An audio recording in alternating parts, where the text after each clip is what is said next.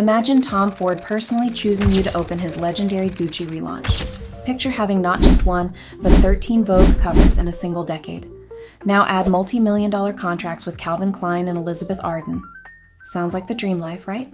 But what if I told you that behind the glitz and glamour, this same woman was fighting a battle so dark, she wasn't sure she'd make it to her 30s? This is the story of Amber Valletta. And if you think you know everything about 90s supermodels, trust me, you haven't heard this one. Amber wasn't just a supermodel. She was one of the original faces of the wave era, standing shoulder to shoulder with icons like Kate Moss and Shalom Harlow. Together, they weren't just models. They were the architects of a new era in fashion. But Amber stood apart. In an industry obsessed with the waif look, she brought an otherworldly elegance that was impossible to ignore. She wasn't just a part of the trend, she was the trend. But behind that perfect facade, behind every magazine cover and runway show, Amber was fighting a battle that started long before the cameras ever found her. By age 10, she was already trying to escape herself, looking for any way to numb the pain. And when success came, it only made the demons louder. All right, grab your snacks and settle in, because we're about to take it all the way back to where it all began. Amber Evangeline Valletta was born on February 9th, 1974, in Tucson, Arizona, but grew up in Tulsa, Oklahoma. Her parents separated when Amber was just 2 years old, leaving her mother, Teresa, to battle to keep the family afloat. Amber once said, my mom never gave up. She was broke enough to be taking food stamps, but she worked her ass off to keep us in school and to put food on the table. Teresa worked tirelessly, starting as a waitress before becoming a postal worker. She eventually worked her way up into the corporate side of the post office, all while raising her children. Oh, and she was also an activist who once got arrested for protesting a nuclear plant. Like, can we take a moment to appreciate how badass that is? Oh, she's a badass. But no one could have predicted what would happen when, in 1989, that same hardworking mother scraped together enough money to enroll her 15-year-old daughter in modeling school at the Linda Lehman agency in their hometown. So here's the thing. This wasn't the glamorous world of high fashion you're imagining. Nope. This was mannequin modeling. What's mannequin modeling, you ask? Picture this. Standing in a department store window, pretending to be a live mannequin, popping and locking into robotic poses every few minutes. Not exactly Milan or Paris, right? But for Amber, it was the first step. At this school, they taught her the basics. How to do hair and makeup, how to walk the runway, how to pose for the camera. It wasn't glamorous, but it was a crash course in the tools she'd need to survive in the cutthroat world of fashion. And then, just a few months into her training, something happened that would change everything. A modeling scout from Italy came to Tulsa. Yes, Italy. He called all the models from the agency for a casting. Amber had no professional photos, no polished portfolio, just a few months of mannequin modeling and a lot of nerves. But when the scout saw her, he didn't see the awkward teenager with elf ears. His words, not mine. He saw potential. And just like that, at 17, Amber was on a plane to Milan. What happened next sounds like a fashion fairy tale, except it wasn't. 2 weeks after arriving in Milan with just one test shoot under her belt, Amber landed her first job, an advertorial for Italian Vogue. But let's be real, it wasn't as glamorous as it sounds. On her very first job, she cried on set because she didn't know what to do. She didn't know how to pose, how to move, how to be a model. She felt completely out of her depth. But then the photographer and the other model told her to relax, to vibe with the music. And suddenly, it all came rushing back. Those childhood days of playing dress-up and performing with her cousins. Amber found her rhythm, her confidence, her spark. That summer in Milan changed everything. Within months, this small-town girl who'd been practicing robot poses at the mall landed her first major cover, French Elle with legendary photographer Hans Führer. But the real breakthrough came at age 18 in a tiny Paris apartment she shared with Shalom Harlow. Amber was working consistently. French beauty campaigns, smaller gigs, but she hadn't yet broken into the big leagues. She was on the cusp of something big, but she needed that one defining moment to set her apart. And that moment came with the haircut. At the time, nobody had short hair.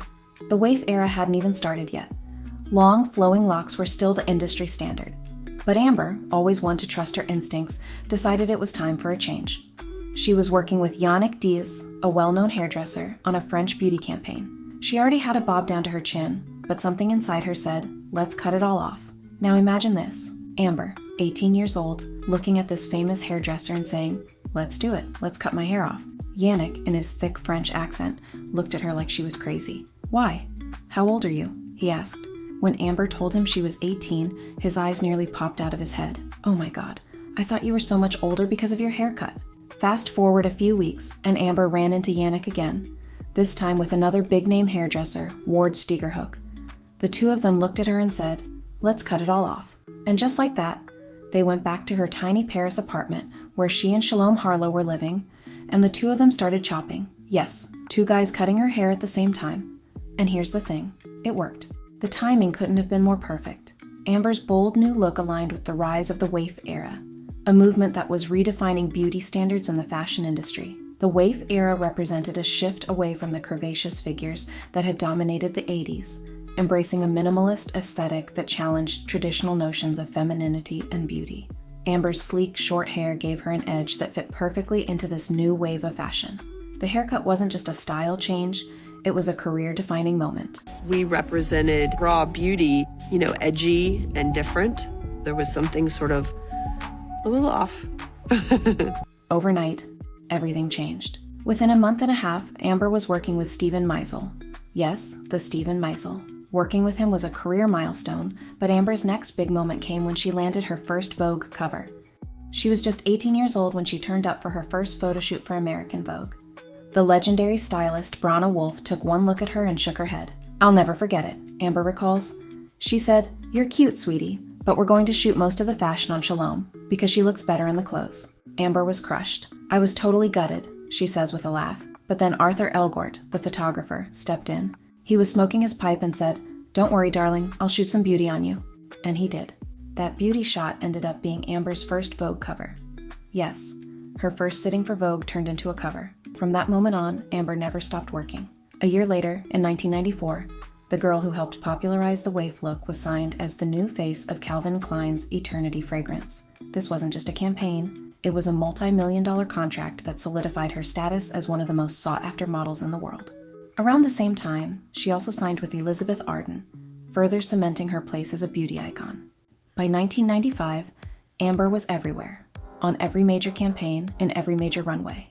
Chanel, Valentino, Versace, Prada, Dior, Yves Saint Laurent, you name it, she walked it. But one moment that stands out for me, Tom Ford's first full collection for Gucci. At the time, Gucci was struggling. The brand was seen as outdated and uninspired. But with his fall-winter 1995 collection, Tom Ford changed everything. He brought seduction, sleek minimalism, and 70s-inspired luxury to the runway, catapulting Gucci back to the top of the fashion world. And to bring his vision to life, Ford needed supermodel energy. Amber Valletta, Kate Moss, and Carolyn Murphy embodied the new Gucci woman, sexy, sleek, and unapologetically glamorous. Amber opened the show, and her iconic hair flip marked the start of a new era for Gucci. After this collection, Gucci's sales skyrocketed by 90%. One show, one moment. And Amber was at the center of it all. Amber wasn't just a model, she was a muse. Karl Lagerfeld once said about her, I think Amber is elegant in a modern way. Divinely educated person. I think she's the best educated girl of all of them. Perfection. And there's something very elegant, very modern, very, I wouldn't say traditional at the same time, but she has a mix of both, of old world elegance and modern, late 20th century attitude. And the dresses. Amber wore some of the most iconic looks of the 90s. From the daring Versace numbers to the ethereal Valentino gowns, she brought every piece to life. But if I had to pick a favorite, it would be the Chanel Spring-Summer 1996 leopard dress. It took 1,000 hours to make, and Amber made it look effortless. Amber's dominance wasn't just about her runway presence or her ability to adapt to the ever-changing fashion industry. It was also about her face, her perfect face. Scientists and researchers have studied beauty for decades, and Amber Valletta's face has been described as close to symmetrical perfection as you can get. Randy Thornhill, an evolutionary biologist, once analyzed Amber's face and concluded that her symmetry was extraordinary. He measured the placement of her eyes, cheeks, and mouth down to the millimeter and found that her face was nearly flawless in its balance. But it wasn't just symmetry that made Amber stand out.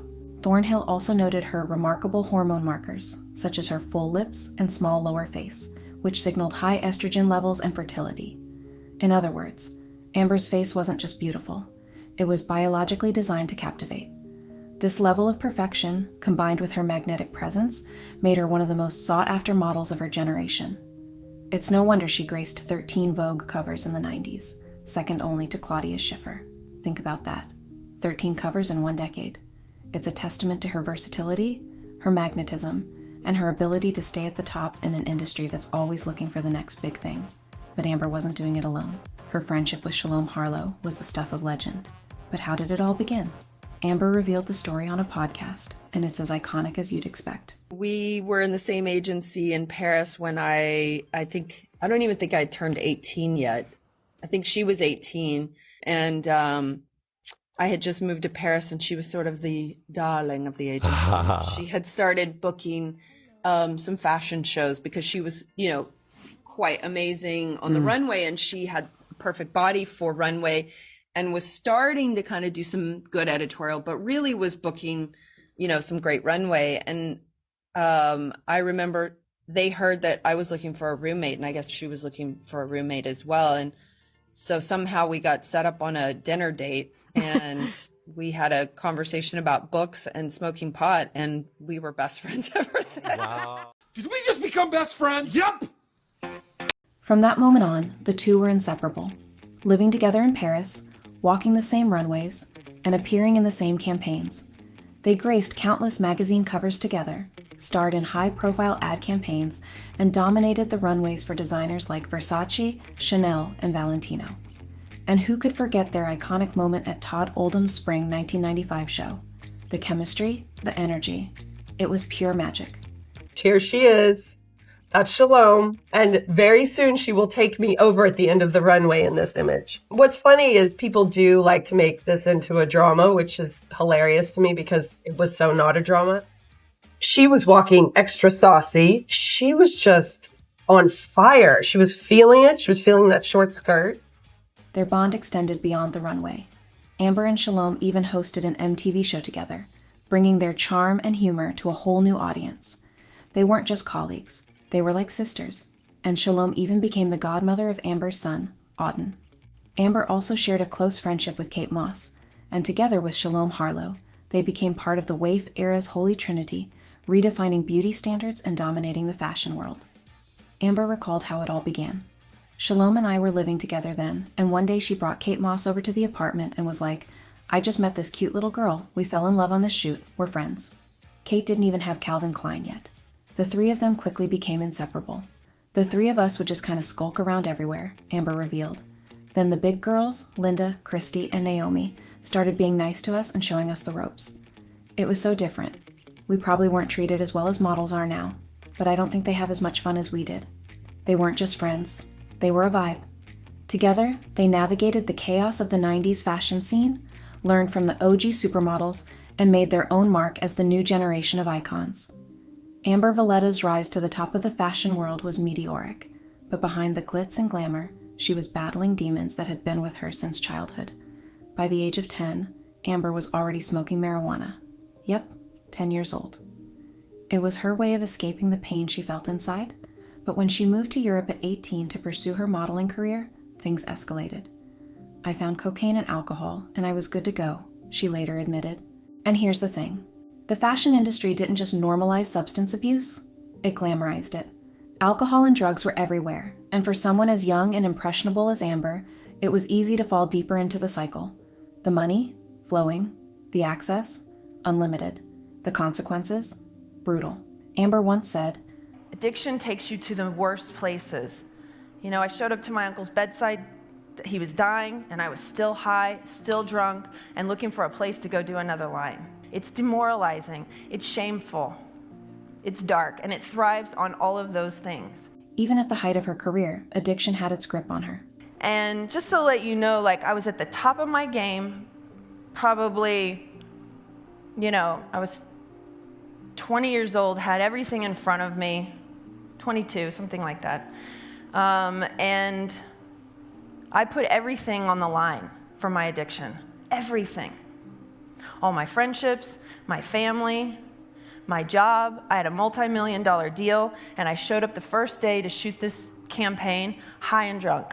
Amber's mother was one of the few people who confronted her about her substance abuse. Nobody really came out to me directly about my problem except my mom, Amber said.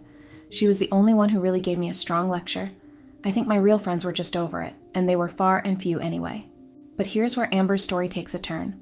By her mid-20s, she was terrified of dying before she turned 30. She knew she had to make a change. At 25, Amber got sober, and not long after, she became a mom to her son, Auden. Sobriety wasn't just a turning point in her personal life, it was a full-on rebirth. Amber has since been open about her struggles, using her platform to raise awareness about addiction and recovery. She's not sugarcoating anything, and that's what makes her so inspiring. Her honesty and courage have helped countless others seek help and break the stigma surrounding addiction. In the 2000s, Amber began to shift her focus from modeling to acting, proving that her talents extended far beyond the runway. She made her film debut in Drop Back 10 and quickly landed roles in major movies like What Lies Beneath, Hitch, and Transporter 2. Let's be honest. Hitch is one of those movies you can watch over and over again. Sure, it's technically about Will Smith's character helping men find love, but let's not kid ourselves. The real plot is Amber Valletta and Eva Mendes stealing every scene they're in. Amber also appeared in TV shows like Revenge and Blood and Oil, showcasing her versatility as an actress. Whether she was playing a glamorous socialite or a cunning businesswoman, Amber brought depth and charisma to every role. Today, Amber Valletta is more than just a supermodel and actress, she's a force for change.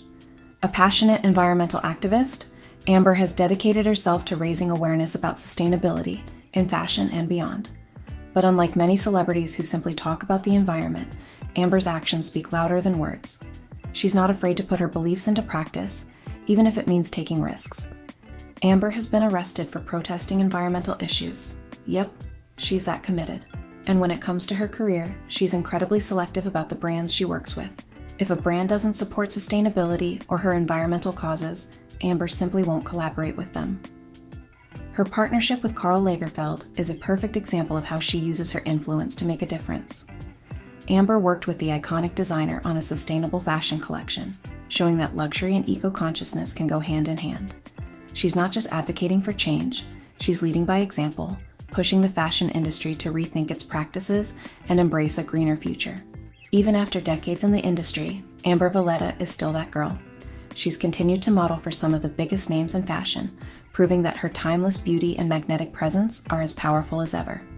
Recently, Amber has graced the runways for brands like Dolce & Gabbana, Versace, and Alexander McQueen, reminding everyone why she's one of the most iconic supermodels of all time.